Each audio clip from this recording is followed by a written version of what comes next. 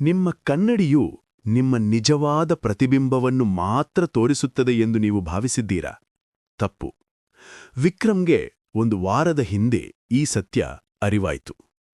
ಒಂದು ಹಳೆಯ ವಿಚಿತ್ರವಾದ ಕನ್ನಡಿಯ ಮುಂದೆ ನಿಂತ ಆತನ ಪ್ರೀತಿಯ ಪತ್ನಿ ಅವನಿ ಇದ್ದಕ್ಕಿದ್ದಂತೆ ಯಾವುದೇ ಕುರುಹೂ ಇಲ್ಲದೆ ಮಾಯವಾದಳು. ಬಾಗಿಲುಗಳೆಲ್ಲ ಒಳಗಿಂದ ಭದ್ರವಾಗಿದ್ದವು, ಕಿಟಕಿಗಳೆಲ್ಲ ಮುಚ್ಚಿದ್ದವು. ಆದರೆ ಕನ್ನಡಿಯ ಗಾಢ ಕಂದು ಗಾಜಿನೊಳಗೆ ಮಾತ್ರ ಆಕೆಯ ಭಯಭೀತರಾದ ಮುಖದ ಪ್ರತಿಬಿಂಬ, ಕಣ್ಮರೆಯಾಗುವ ಕೊನೆಯ ಕ್ಷಣದ ನೋವು ಹಾಗೆಯೇ ಉಳಿದಿತ್ತು. ವಿಕ್ರಮ್ಗೆ ಗೊತ್ತು, ಅವಳನ್ನು ಸೆಳೆದಿದ್ದು ಕೊಲೆಯಲ್ಲ, ಭೂತವಲ್ಲ, ಬದಲಿಗೆ ಆ ಪ್ರಾಚೀನ ಕನ್ನಡಿಯ ಆಳದಲ್ಲಿ ಅಡಗಿರುವ 1000 ವರ್ಷಗಳಷ್ಟು ಹಳೆಯ ಒಂದು ಶಾಪಗ್ರಸ್ತ ರಹಸ್ಯ. ತನ್ನ ಹೆಂಡತಿಯನ್ನು ಹಿಂಪಡೆಯಲು ಆತ ಈಗ ಕನ್ನಡಿಯ ಇನ್ನೊಂದು ಬದಿಯಲ್ಲಿರುವ ಮಾಲೀಕನ ವಚನವನ್ನು ಪೂರೈಸಬೇಕು. ಇಲ್ಲವಾದರೆ ಆತನ ನೆರಳು ಕೂಡ ಆ ಕಪ್ಪು ಗಾಜಿನಲ್ಲೇ ಶಾಶ್ವತವಾಗಿ ಉಳಿದು ಹೋಗಬಹುದು. ಒಂದು ಹಾರ, ಒಂದು ಅಪರಿಚಿತ ವಿಳಾಸ ಮತ್ತು ಸೂರ್ಯಾಸ್ತದ ಗಡುವು. ಕನ್ನಡಿಯ ರಹಸ್ಯ ಬಿಚ್ಚಿಕೊಳ್ಳಲು ಕೇವಲ 24 ಗಂಟೆಗಳು ಬಾಕಿಯಿವೆ. ಅಧ್ಯಾಯ 1. ಕಣ್ಮರೆಯಾದ ರಹಸ್ಯ. ಡಿಸೆಂಬರ್ ತಿಂಗಳ ಚಳಿ. ಮಂಜು ಮುಸುಗಿದ ವಾತಾವರಣ. ಹೊರಗಡೆ ನಿಶ್ಶಬ್ದ. ರಾತ್ರಿ ಸುಮಾರು 11 ಗಂಟೆ.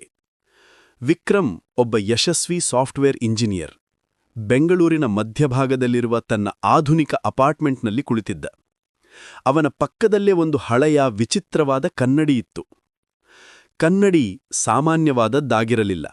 ಅದು ಆತನ ಅಜ್ಜಿಯ ಮನೆಯಿಂದ ಬಂದಿದ್ದ 10 ಅಡಿ ಎತ್ತರದ ಭಾರೀ ಮರದ ಚೌಕಟ್ಟಿನಲ್ಲಿದ್ದ ಒಂದು ಪ್ರಾಚೀನ ಕನ್ನಡಿ. ಅದರ ಗಾಜು ಗಾಢ ಕಂದು ಬಣ್ಣದಿಂದ ಕೂಡಿದ್ದು ಒಳಗಡೆ ಏನೂ ನಿಗೂಢತೆ ಅಡಗಿದೆ ಎನ್ನುವಂತೆ ಭಾಸವಾಗುತ್ತಿತ್ತು. ಅಂದು ಸರಿಯಾಗಿ 1 ವಾರದ ಹಿಂದೆ ಆತನ ಪತ್ನಿ, ಸುಂದರಿ ಮತ್ತು ಹಾಸ್ಯಪ್ರಜ್ಞೆಯ ಅವನಿ ಇದ್ದಕ್ಕಿದ್ದಂತೆ ಕಣ್ಮರೆಯಾಗಿದ್ದಳು. ಅವಳ ಕೊನೆಯ ಮಾತುಗಳು ವಿಕ್ರಮ್ನ ಮನಸ್ಸಿನಲ್ಲಿ ಪ್ರತಿಧ್ವನಿಸುತ್ತಿದ್ದವು. ವಿಕ್ರಮ್, ಈ ಕನ್ನಡಿಯಿಂದ ನನಗೆ ಭಯವಾಗುತ್ತಿದೆ. ಇದು ನಮ್ಮ ಮನೆಯಲ್ಲಿದ್ದಾಗಿನಿಂದ ಏನೋ ಸರಿಯಿಲ್ಲ. ಅಪಾರ್ಟ್ಮೆಂಟ್ನ ಬಾಗಿಲು, ಕಿಟಕಿಗಳೆಲ್ಲ ಒಳಗಿಂದ ಭದ್ರವಾಗಿ ಮುಚ್ಚಲ್ಪಟ್ಟಿದ್ದವು. ಪೊಲೀಸ್ ತನಿಖೆ ಏನನ್ನೂ ಪತ್ತೆ ಮಾಡಿರಲಿಲ್ಲ.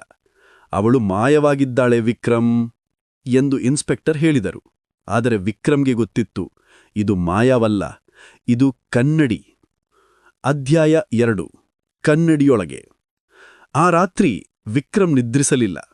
ತನ್ನ ಲ್ಯಾಪ್ಟಾಪ್ ತೆಗೆದುಕೊಂಡು ಆ ಕನ್ನಡಿಯ ಬಗ್ಗೆ ಆನ್ಲೈನ್ನಲ್ಲಿ ಹುಡುಕಲು ಶುರು ಮಾಡಿದ. ಅಜ್ಜಿ ಹೇಳುತ್ತಿದ್ದ ಮಾತುಗಳು ನೆನಪಾದವು. ಆ ಕನ್ನಡಿ ಕೇವಲ ಪ್ರತಿಬಿಂಬ ತೋರಿಸುವುದಿಲ್ಲ, ಅದು ನೋಡುವವರ ಆಳವಾದ ಆಸೆಯನ್ನು ಸೆಳೆಯುತ್ತದೆ. ಅವನಿಗೆ ಒಂದು ಹಳೆಯ ವೆಬ್ಸೈಟ್ನಲ್ಲಿ ಮರಾಠಿ ಭಾಷೆಯಲ್ಲಿ ಒಂದು ಲೇಖನ ಸಿಕ್ಕಿತು. ಅದು ಚಂದ್ರಕಲಾ ಮಿರರ್ ಬಗ್ಗೆ ಇತ್ತು. ಅದನ್ನು 10ನೇ ಶತಮಾನದಲ್ಲಿ ಯಾವುದೋ ರಹಸ್ಯವಾದ ಆಚರಣೆಗಾಗಿ ಸೃಷ್ಟಿಸಲಾಗಿತ್ತಂತೆ. ಲೇಖನದ ಭಾಗ: ಚಂದ್ರಕಲಾ ಕನ್ನಡಿ. ಕನ್ನಡಿಯ ಮುಂದೆ ನಿಂತು ತಮ್ಮ ಪ್ರೀತಿಪಾತ್ರರ ಬಗ್ಗೆ ತೀವ್ರವಾಗಿ ಬಯಸುವವರ ನೆರಳನ್ನು ಅದು ಸೆಳೆಯುತ್ತದೆ. ಆದರೆ ವಾಪಸ್ ಬರಲು ಅವರಿಗೆ ಕನ್ನಡಿಯ ಮಾಲೀಕನರಿಂದ ಒಂದು ರಹಸ್ಯವನ್ನು ಕೇಳಿ ಅದನ್ನು ಪೂರೈಸಬೇಕು. ಪ್ರೀತಿಪಾತ್ರರ ನೆರಳು. ವಿಕ್ರಮ್ ಬೆಚ್ಚಿಬಿದ್ದ. ಆತ ಅವಳನ್ನು ನೆನೆಸಿಕೊಂಡು ಕನ್ನಡಿಯತ್ತ ದುಃಖದಿಂದ ನೋಡಿದಾಗ ಕನ್ನಡಿಯಲ್ಲಿ ಅವನ ಪ್ರತಿಬಿಂಬದ ಹಿಂದೆ ಕ್ಷಣಮಾತ್ರಕ್ಕೆ ಅವನಿಯ ಸಪ್ಪೆಯಾದ ಮುಖ ಕಂಡಿತು. ಆಕೆ ಬಾಯ್ಬಿಟ್ಟು ಏನೋ ಹೇಳಲು ಪ್ರಯತ್ನಿಸುತ್ತಿದ್ದಳು. ವಿಕ್ರಮ್ ಧೈರ್ಯ ಮಾಡಿ ಕನ್ನಡಿಯ ಬಳಿ ಹೋದ. ಅವನಿ, ನೀನೇನಾ? ಅಲ್ಲಿ ಏನಿದೆ ಎಂದು ಗಾಜಿನ ಮೇಲೆ ಕೈಯಿಟ್ಟ. ಆಗ ಅವನ ಕಿವಿಗೆ ಒಂದು ಅಸ್ಪಷ್ಟವಾದ ಪಿಸುಮಾತು ಕೇಳಿಸಿತು. ದಪ್ಪಗಿಂದ ವಯಸ್ಸಾದ ಗಂಡಸಿನ ಧ್ವನಿ.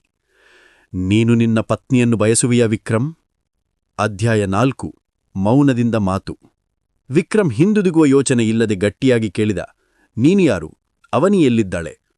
ಕನ್ನಡಿಯಿಂದ ಮತ್ತೊಮ್ಮೆ ಆ ಭಯಾನಕ ಧ್ವನಿ. ನಾನು ಕನ್ನಡಿಯ ಮೊದಲ ಮಾಲೀಕ. ನನ್ನ ಹೆಸರನ್ನು ಹೇಳುವುದಿಲ್ಲ. ನಿನ್ನ ಪತ್ನಿ ಇಲ್ಲಿದ್ದಾಳೆ, ನನ್ನ ಜೊತೆ, ಈ ಗಾಜಿನ ಮತ್ತೊಂದು ಬದಿಯಲ್ಲಿ. ಅವಳನ್ನು ವಾಪಸ್ ಪಡೆಯಲು ನೀನು ನನಗೊಂದು ಕೆಲಸ ಮಾಡಬೇಕು. ವಿಕ್ರಮ್, ಏನು ಬೇಕು? ನಿನ್ಗೆ ಹಣನಾ? ಧ್ವನಿ, ಹಣವಲ್ಲ. ನಾನು ನಿನ್ನ ಅಜ್ಜಿಗೆ ಒಂದು ವಚನ ಕೊಟ್ಟಿದ್ದೆ. ಆ ವಚನವನ್ನು ನಿನ್ನ ಮೂಲಕ ಪೂರೈಸಬೇಕು. ಆಗ ವಿಕ್ರಮ್ಗೆ ನೆನಪಾಯಿತು. ಅಜ್ಜಿಯ ಕೊನೆಯ ದಿನಗಳಲ್ಲಿ ಅವಳು ಒಂದು ಕೆಂಪು ರೇಷ್ಮೆ ಬಟ್ಟೆಯಲ್ಲಿ ಸುತ್ತಿದ ವಜ್ರದ ಹಾರವನ್ನು ವಿಕ್ರಮ್ಗೆ ಕೊಟ್ಟು ಅದನ್ನು ಒಂದು ನಿರ್ದಿಷ್ಟ ವ್ಯಕ್ತಿಗೆ ಒಂದು ನಿರ್ದಿಷ್ಟ ಸಮಯದಲ್ಲಿ ತಲುಪಿಸಬೇಕು ಎಂದು ಹೇಳಿದರು. ಆ ವಿಳಾಸ ಬರೀ ಒಂದು ಹಳೆಯ ಗೀಚಿದ ಕಾಗದದಲ್ಲಿತ್ತು. ಆ ಹಾರ ವಿಳಾಸವೇನು ಎಂದು ಕೇಳಿದ. ಚೆನ್ನೈಯಲ್ಲಿರುವ ನೂಪುರ್ ಎನ್ನುವಳಿಗೆ ನಾಳೆಯ ಸೂರ್ಯಾಸ್ತದೊಳಗೆ ಆಹಾರ ಅವಳಿಗೆ ತಲುಪಬೇಕು. ನೀನು ವಿಳಾಸವನ್ನು ನನ್ನ ಪ್ರತಿಬಿಂಬದಲ್ಲಿ ನೋಡಬಹುದು ಎಂದು ಧ್ವನಿ ಹೇಳಿತು. ವಿಕ್ರಮ್ ಕನ್ನಡಿಯತ್ತ ದೃಷ್ಟಿ ನೆಟ್ಟಾಗ ಗಾಜಿನ ಮೇಲೆ ನಿಧಾನವಾಗಿ ಹಳೆಯ ಮಸುದಾದ ಕೈಬರಹದಲ್ಲಿ ವಿಳಾಸ ಮೂಡಿತುಪ. ಅಧ್ಯಾಯ 5 ಸಮಯದ ಓಟ. ಇದು ವಿಚಿತ್ರವಾಗಿದ್ದರೂ ಅವನಿಗಾಗಿ ಬೇರೆ ದಾರಿಯಿರಲಿಲ್ಲ. ಹಾರವನ್ನು ತೆಗೆದುಕೊಂಡ, ವಿಳಾಸದ ಚೀಟಿಯನ್ನು ತನ್ನ ಜೇಬಿಗೆ ಇಟ್ಟುಕೊಂಡ. ತಕ್ಷಣವೇ ವಿಮಾನ ಟಿಕೆಟ್ ಕಾಯ್ದಿರಿಸಿದ. ಬೆಳಗ್ಗಿನ ಜಾವ 5 ಗಂಟೆಗೆ ವಿಮಾನ. ಕಷ್ಟಪಟ್ಟು ಚೆನ್ನೈಗೆ ತಲುಪಿದ. ವಿಳಾಸವನ್ನು ಹುಡುಕಿಕೊಂಡು ಹೋದಾಗ ಅದು ಸಂಪೂರ್ಣ ಶಿಥಿಲಗೊಂಡ ಒಂದು ಹಳೆಯ ಮನೆ, ಬೀಗು ಹಾಕಿದ್ದ ಒಂದು ಹಳೆಯ ಮನೆ. ಸೂರ್ಯಾಸ್ತಕ್ಕೆ ಕೇವಲ 2 ಗಂಟೆ ಇತ್ತು.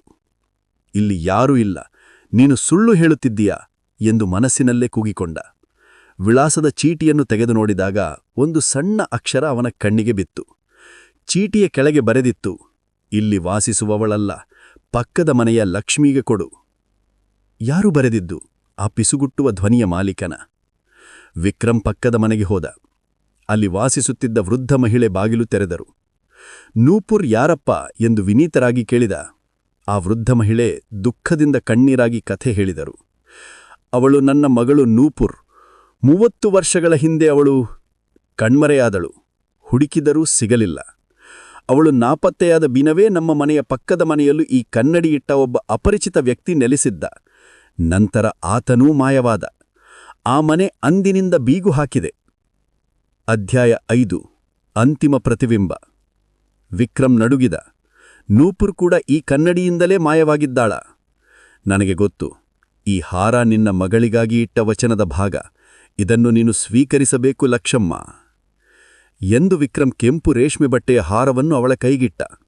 ಲಕ್ಷಮ್ಮ ಅದನ್ನು ಹಿಡಿದು ಅಳಲು ಶುರುಮಾಡಿದಳು. ಸೂರ್ಯಾಸ್ತಕ್ಕೆ ನಿಖರವಾಗಿ 1 ನಿಮಿಷ ಮೊದಲು ವಿಕ್ರಮ್ ಮತ್ತೆ ಬೆಂಗಳೂರಿನ ಅಪಾರ್ಟ್ಮೆಂಟ್ಗೆ ಕರೆ ಮಾಡಿದ. ಫೋನ್ ಎತ್ತಿಕೊಂಡಿದ್ದು ಯಾರು ಗೊತ್ತಾ? ಅದನಿ. ವಿಕ್ರಮ್, ನೀನು ಎಲ್ಲಿ ಹೋಗಿದ್ದೆ? ನಾನು 1 ವಾರದಿಂದ ಎಲ್ಲಿಯೂ ಹೋಗಿಲ್ಲ, ಇಲ್ಲೇ ಇದ್ದೇನೆ. ನನಗೆ ಒಂದು ವಿಚಿತ್ರ ಕನಸು ಬಿದ್ದಿತ್ತು. ಏನೋ ಒಂದು ಕಪ್ಪು ಗಾಜಿನ ಹಿಂದೆ ಸಿಕ್ಕಿಹಾಕಿಕೊಂಡಂತೆ. ಆದರೆ ಈಗ ಕನ್ನಡಿಯಲ್ಲಿ ಏನಾದ್ರೂ ಬದಲಾವಣೆ ಕಾಣುತ್ತಿದೆಯಾ ಅವನಿ? ವಿಕ್ರಮ್ ಕೇಳಿದ. ಹೌದು, ಆ ಹಳೆಯ ಕನ್ನಡಿ ಗಾಢ ಕಂದು ಬಣ್ಣದಲ್ಲಿದ್ದದ್ದು ಈಗ ಸಂಪೂರ್ಣವಾಗಿ ಬೆಳ್ಳಿಯಂತೆ ಹೊಳೆಯುತ್ತಿದೆ. ಸಾಮಾನ್ಯ ಕನ್ನಡಿಯಾಗಿದೆ. ಅಬ್ಬಾ, ಎಂತಹ ಸಮಾಧಾನ! ಅವನಿ ಹೇಳಿದರು. ವಿಕ್ರಮ್ ಸುಮ್ಮನಾದ. ಆ ವೃದ್ಧ ಮಾಲೀಕನ ಆತ್ಮಕ್ಕೆ ಮುಕ್ತಿ ಸಿಕ್ಕಿತ್ತು. ಆತ ತನ್ನ ವಚನ ಪೂರೈಸಿ ಕನ್ನಡಿಯನ್ನು ನಿಗೂಢ ಶಕ್ತಿಯಿಂದ ಮುಕ್ತಗೊಳಿಸಿದ್ದ. ಅವನಿ ವಾಪಸ್ ಬಂದಿದ್ದಳು. ಕನ್ನಡಿ ಈಗ ಕೇವಲ ಗಾಜು. ಕಥೆ ಇಲ್ಲಿಗೆ ಮುಗಿಯಬೇಕಿತ್ತು. ಆದರೆ ವಿಕ್ರಮ್ ಫೋನ್ ಕಟ್ ಮಾಡಿ ಕನ್ನಡಿಯನ್ನು ನೋಡಿದ. ಅವನ ಪ್ರತಿಬಿಂಬ ಸ್ಪಷ್ಟವಾಗಿತ್ತು. ಆದರೆ ಅವನ ಬಲಗೈ ಮೇಲಿರುವ ಅವನ ಪ್ರತಿಬಿಂಬದ ಕೈಯಲ್ಲಿ ಹಿಂದಿನ ಕನ್ನಡಿಯಲ್ಲಿದ್ದ ಆ ರಹಸ್ಯ ಮರಾಠಿ ಲೇಖನದ ಹಾಳೆಯ ಒಂದು ತುಣುಕು ಇತ್ತು. ಅದರ ಮೇಲೆ ಬರೆದಿದ್ದ ಕೊನೆಯ ವಾಕ್ಯ, ಒಬ್ಬರನ್ನು ಮುಕ್ತಗೊಳಿಸಲು ಇನ್ನೊಬ್ಬರ ಆಸೆಯನ್ನು, ಇನ್ನೊಂದು ನೆರಳನ್ನು ಅದು ಸೆಳೆಯುತ್ತದೆ. ಅದು ಎಂದಿಗೂ ಖಾಲಿಯಾಗುವುದಿಲ್ಲ. ವಿಕ್ರಮ್ ಆ ತುಣುಕನ್ನು ನೋಡುತ್ತಾ ತನ್ನ ಕೋಣೆಯತ್ತ ನೋಡಿ ನಗ್ಗ. ಅವನಿ ನಿಜವಾಗಲೂ ಕನಸಿನಿಂದ ವಾಪಸ್ ಬಂದಳ, ಅಥವಾ ಕನ್ನಡಿ ಯಾರನ್ನೂ ಅವಳ ರೂಪದಲ್ಲಿ ವಾಪಸ್ ಕಳುಹಿಸಿತ್ತ? ನಿಮ್ಮ ಉತ್ತರವೇನು? ಈ ಕಥೆ ನಿಮಗೆ ಇಷ್ಟವಾಯಿತೆಂದು ಭಾವಿಸ್ತೇನೆ. ಬೇರೆ ಯಾವುದೇ ರೀತಿಯ ಕಥೆ ಅಥವಾ ಮಾಹಿತಿಯನ್ನು ನೀವು ಬಯಸುವುದಾದರೆ ದಯವಿಟ್ಟು ಕೇಳಿ.